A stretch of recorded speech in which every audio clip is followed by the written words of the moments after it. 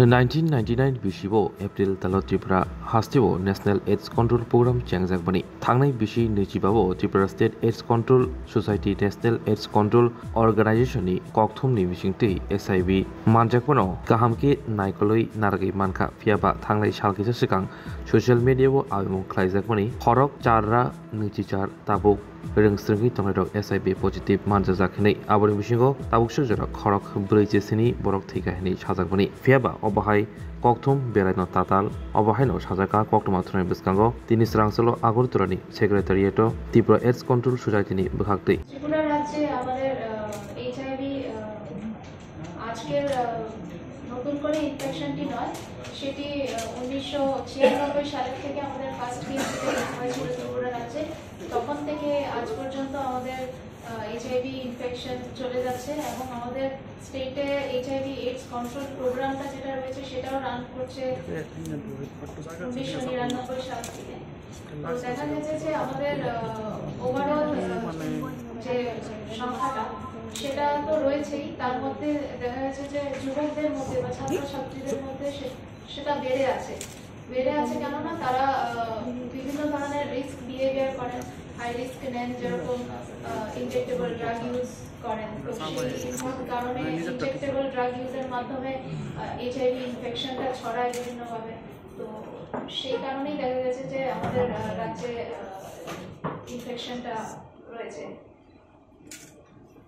আর এই সম্পর্কে বলতে চাইবো যে এটা হ্যান্ডেল করার জন্য আমাদের রাজ্যের যে এইডস কন্ট্রোল প্রোগ্রামটা চলছে সেটা বিভিন্ন হাই রিস্ক গ্রুপকে টার্গেট করে করছে। আর আমরা পুরো ন্যাশনাল এইডস কন্ট্রোল অর্গানাইজেশনের স্ট্র্যাটেজিকে মেনে আমরা এই প্রোগ্রামটা চালাচ্ছি।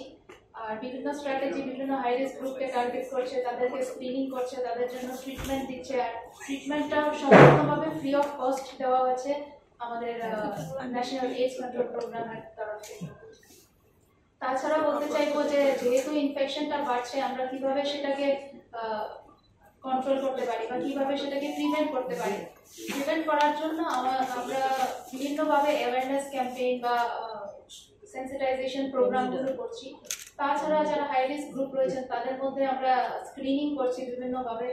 আর স্ক্রিনিং করার পরিপ্রেক্ষিতে আমরা যাদেরকে পজিটিভ পাচ্ছি তাদেরকে আমরা রেজিস্ট্রেশন করছি। আমাদের রাজ্যে এখন অব্দি 154টার মতন সেন্টার রয়েছে যেখানে কাউন্সিলিং এবং টেস্টিং হয় এইচআইভি রিলেটেড।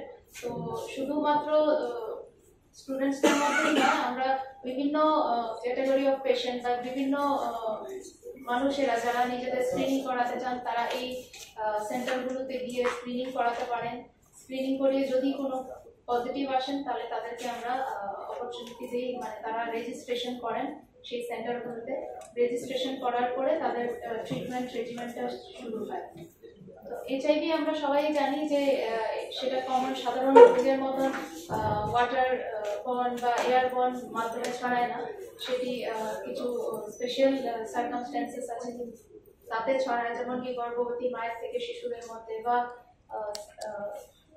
আপনার ইনফেক্টেড ব্লাড যদি ট্রান্সফিউজ করা হয় তখন ছড়ায়।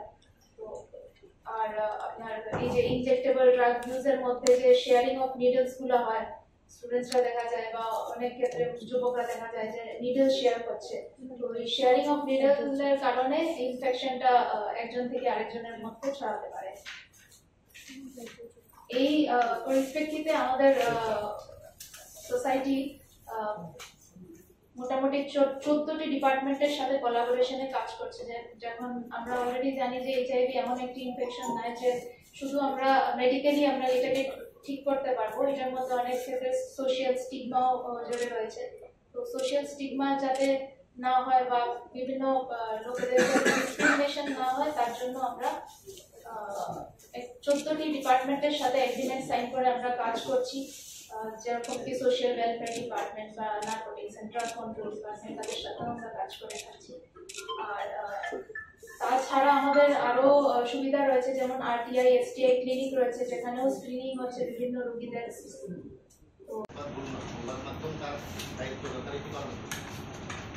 সংবাদের নাম্বারটা ঠিক ছিল, আমি আবারও করে বলছি সংবাদের নাম্বারটা ঠিক ছিল, কিন্তু পিরিয়ডটা মেনশন না থাকায় সেটা একটু মিস ইন্টারপ্রিটেশন হয়েছে, বা সেটা হয়তো মানে আমাদের রাজ্যে বা বিভিন্ন রাজ্যে বহিরাজ্যে সেই জিনিসটাকে নিয়ে হয়তো একটু কেওয়াস সৃষ্টি হয়েছে। পজিটিভ হচ্ছে তাদেরকে আমরা ট্রিটমেন্টে আনছি। এইচআইভির মধ্যে মূলত পুরুষ এবং মহিলাদের সংখ্যার পরিমাণটা কত, মানে পুরুষের সংখ্যা বেশি নাকি মহিলাদের?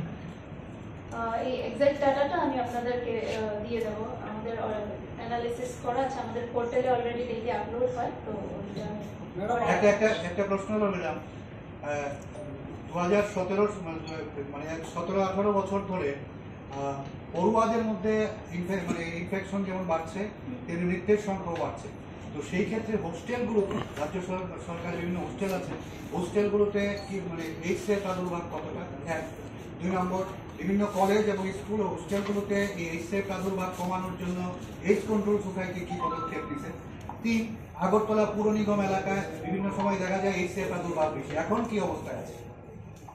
হ্যাঁ, যেহেতু যুবক যুবতীদের মধ্যে হয়, সেটা আমরা যখনই ডিটেক্ট করে থাকি আমরা তাদেরকে রেজিস্ট্রেশন করি, কিন্তু রেজিস্ট্রেশন করার সময় আমরা তারা কোন অর্গানাইজেশন বা কোন ইনস্টিটিউট থেকে আসছেন সেই ডাটাটা আমরা ডিসক্লোজ করি না, বা সেটা অনেক সময় তারাও হয়তো ডিসক্লোজ করতে চাইবেন না, কিন্তু তাদেরকে আমরা একটা খুবই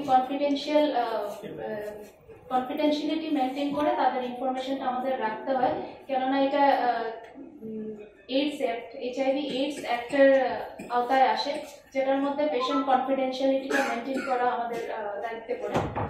আর তাছাড়া আপনি বলছিলেন আপনার সেকেন্ড প্রশ্নটা, হোস্টেলগুলোতে কোনো আক্রান্ত আছে কি? আমি কোনো হোস্টেল নাম বলার দরকার নেই, হোস্টেলগুলোতে আক্রান্ত আছে কিনা সেই ধরনের ইনফরমেশন আমাদের কাছে নেই।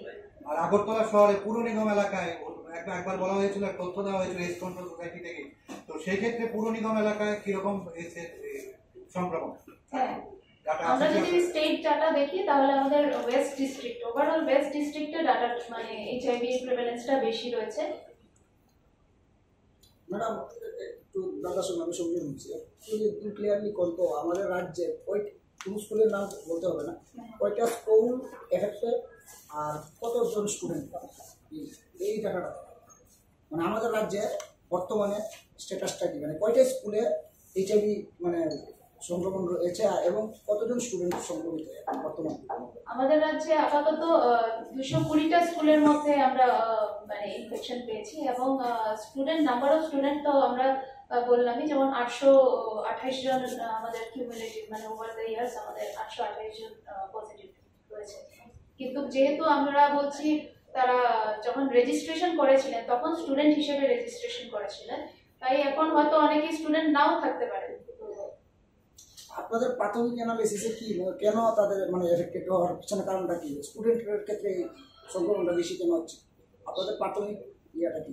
সেটাই বলছিলাম যে তারাও হয়তো কোনো হাই রিস্ক বিহেভিয়ার প্র্যাকটিস করছেন, যেমন কি ইনজেকশন মানে সেরা পথে মাদক নেওয়া, সেরকম ধরনের কোনো হাই রিস্ক বিহেভিয়ার করছেন। আমাদের এইচআইভি এইডস ছড়ানোর মাধ্যমটি আমি আপনাদেরকে তুলে ধরলাম, তো ওই ধরনের কোনো হাই রিস্ক বিহেভিয়ারের মধ্যে যদি তারা ইনভলভ থাকেন তখনই ইনফেকশন ছড়ায়। প্রতি মাসে বা প্রতি বছর গড়ে কতজন করে আক্রান্ত হচ্ছে? যদি বছরের ডাটা থাকে বছরের ডাটা ফাইন, মাসের ডাটা যদি থাকে প্রতি মাসে কতজন করে আক্রান্ত হচ্ছে? ধরেন 1,500-এর মতন আমরা আক্রান্ত পাচ্ছি বছরে। হ্যাঁ, সংবাদটার মধ্যে শুধু নাম্বারগুলো দেওয়া ছিল, কিন্তু সেটা কিউমুলেটিভ নাম্বার যে ছিল, আমরা এই ফিগারগুলো 17 বছর ধরেই উঠে আসছে, তো এই কথাটাই ক্লিয়ারলি মেনশন করা ছিল না, ওইখানটার মধ্যে পিরিয়ডটা মেনশন করা ছিল না, যার জন্য হয়তো এটা মনে হয়েছে মানে যেটা রিসেন্টলি আমাদের এমনভাবে স্টুডেন্টসরা আক্রান্ত হয়েছে বা এদের মধ্যে রিসেন্টলি এতগুলো ডেথস হয়েছে, সেটা নয়, সেটা আমাদের কিউমুলেটিভ ডাটা, আর সেটা বাড়তেই থাকবে আরেকটা কারণে, কেননা এইচআইভি এইডস কখনো ইনফেকশন কখনো নির্মূল হয় না, তো যারা পজিটিভ হয় তারা পজিটিভই থাকে মোস্ট অফ দ্য টাইম, তো তাদের নাম্বারসটা অ্যাড হয়। জেনারেশন গ্যাপ, নতুবা আপনারা যে মানসিকতায় দৃষ্টিভঙ্গিতে সংবাদটা চেয়েছেন সংবাদপত্র সেটা করে না, নাম্বারগুলো ঠিক আছে কিন্তু নাম্বারেরটা একটু ইনকমপ্লিট আছে। আমি আপনাদের তথ্যগত উল্লেখ করে অধিকাংশ সংবাদ মাধ্যম আমি যতটুকু দেখলাম নির্দিষ্ট করে সময় সংবাদ করুন না সংবাদ ভূমিকাটা আপনাদের শৈলী একটা প্রেস রিলিজ দিয়েছেন, একটা সরকারি প্রেস রিলিজ কেমন হতে পারে? এমন একটা প্রেস রিলিজ কি সরকারি প্রেস রিলিজ হতে পারে? প্রেস রিলিজ তো আমরা দেখে দিয়েছেন, এটা আপনাদেরকে একটা ইনফরমেশন চাওয়া হয়েছিল, তাই দেওয়া হয়েছে। এখন কি করে বলবো যে না না, এটা যে গভর্নমেন্ট দিয়েছে আমরা কি করে এটা আমরা আইসিএ ডিপার্টমেন্টের কাছে পাঠিয়েছি উইথ প্রপার মানে থ্রু প্রপার চ্যানেল আমরা পাঠিয়েছি। এবার আপনি যদি কালকে অস্বীকার করেন আমরা কি করব? এখন না মানে ছোট একটা এটাতে যা তথ্য ছিল সেই তথ্য সংবাদ মাধ্যমে ভুল করেছে না, এটা সাইন এন্ড সিল সহ অলরেডি প্রেস রিলিজের জন্য গেছে। প্রথমত সংবাদ মাধ্যম তার তথ্যগত হয়তো বা দিয়েছে বা যে মানে সংবাদটা থেকে ভুল হয়েছে, সংবাদ তো ভুল হয়নি। যে সংবাদটা সম্প্রচার হয়েছে এটা তো ভুল নেই, আপনি কি মনে করেন ভুল আছে তো? সংবাদের না, সংবাদটা কমিউনিকেশনটা ঠিক মতন হয়নি, কেননা ইনকমপ্লিট কমিউনিকেশনই তো জিনিসটা কনফিউশন হয়েছে। সবাই মানে মিস ইন্টারপ্রিট করে উঠছে যে সেটা এই ইদানিং কালে হয়তো এই ডেথ গুলো হয়েছে বা এই নাম্বারটা এসেছে। হ্যাঁ, এই নাম্বারটা যে কিউমুলেটিভ এটাতেও আমাদের স্ট্রেস করা দরকার, বা এই পিডিএফটা একটু মেনশন করা থাকলে ভালো। সাংবাদিক সম্মেলনের আলোচনা চলছিল,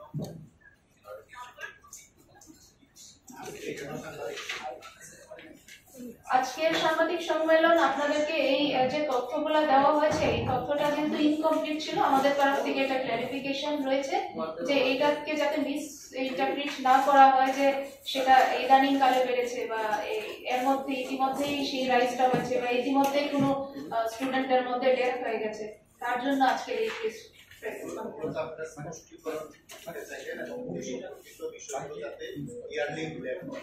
মানে 2018 সালের আগে 2013 সালের আগে 2008 সালের আগে আপনারা হ্যাঁ, তো কবে থেকে এই ফিগারটা এসছে সেটা, আর যেহেতু এটা বহিরাজ্যে মানে গেছে, বহিরাজ্যের মিডিয়া চ্যানেলে বা মিডিয়ার থ্রুতেও এটা প্রচার হয়েছে, তাই আমরা একটা ক্লারিফিকেশন আপনাদের তরফে আবার আমাদের সোসাইটিকে দিতে চাই।